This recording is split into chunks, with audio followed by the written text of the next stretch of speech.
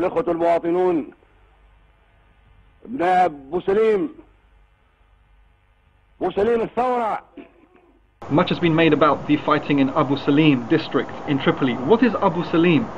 Did people in the West or in the world ever hear of Abu Salim before?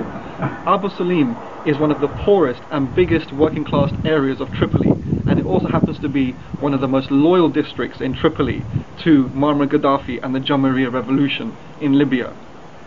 When I was there just several weeks ago now in Tripoli, there was a demonstration at Abu Salim in defense of the Libyan revolution of 1969, and 500,000 residents came out in Abu Salim in defense of the revolution and in defiance and resistance to NATO. We can see now the atrocities taking place. What happened in this last week, like happened in the last 5 months of this NATO campaign. NATO literally bombs a path and incinerates Libyans, on which path and on which incinerated skulls of Libyans these so-called rebels, who are nothing but the slaves of NATO, walk and advance in. And what's happening in Abu Salim, you can see it in mainstream media. This nonsense of protection of civilians, exactly that is nonsense, because these rebels and the special forces, which is the mainstream media is admitting is an open secret. There's lots of Western special forces and security personnel in Tripoli, flooding Tripoli. These forces are massacring civilians, and the massacring atrocities are so much so by the rebels in Tripoli that even mainstream media, because Western media has now flooded Tripoli as well, because Western journalists are seeing this in front of their eyes, they cannot tell the truth because they are complicit in this NATO operation against Libya. But the atrocities are so blatant that even the mainstream media has to talk about atrocities on both sides, which means on the sides of the rebels, because obviously the media always churning out claims and allegations of atrocities on Gaddafi's side. But when the rebels are doing it to such an extent, then they start talking about atrocities on both sides. The rebels are lynching black people all across Libya, and particularly now in Tripoli. Here we have it today. In the 21st century, we have the mass lynching of black people, this absolutely horrific conspiracy and aggression conducted against Libya with near absolute silence in the West and the anti-war movements, save for the Nation of Islam and other few exceptional people like them.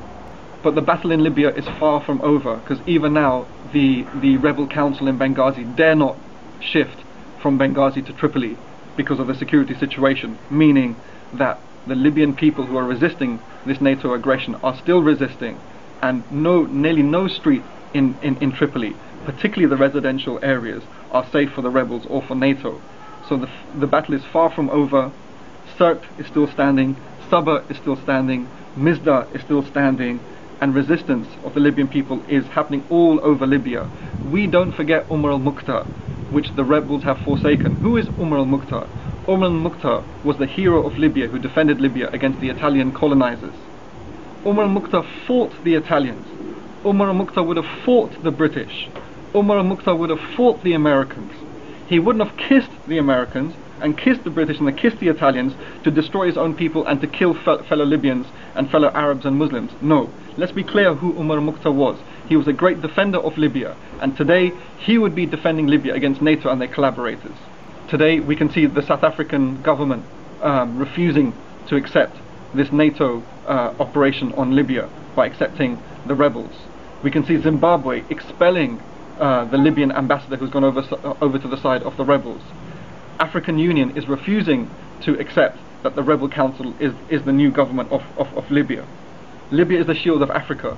Libya is still fighting, and Africa and all the global south should come to the defense of Libya. China and Russia, there's been many disappointments been made in relation to China and Russia in relation to Libya, but China and Russia should know very well that if they don't come to the defense of places like Libya, that the noose is tightening around their neck. That after Libya, Algeria is next, South Africa is next, and the South Africans know after the passing of Mandela, because they cannot attack South Africa while Nelson Mandela is alive, but when he passes, they will be in the firing line as well. Syria, as soon as this operation in Tripoli started, see how the mainstream media shifted on starting and ratcheting up their war propaganda against Syria. Syria is next, Hezbollah is next, Palestine and Iran are next, and if Iran and Hezbollah and the Palestinians did not come to the defense of Gaddafi, whereas Gaddafi came to the defense of the Palestinians and Syrians and Iranians and Hezbollah by saying, I'm defending Syria and Iran through my resistance in a speech he made a few weeks ago, they should recognize as well that the same enemy which is fighting in Libya against Gaddafi and the Libyan people are coming for them. People tell me that I should distance myself from my brother. See, I'm not that kind of punctified Negro.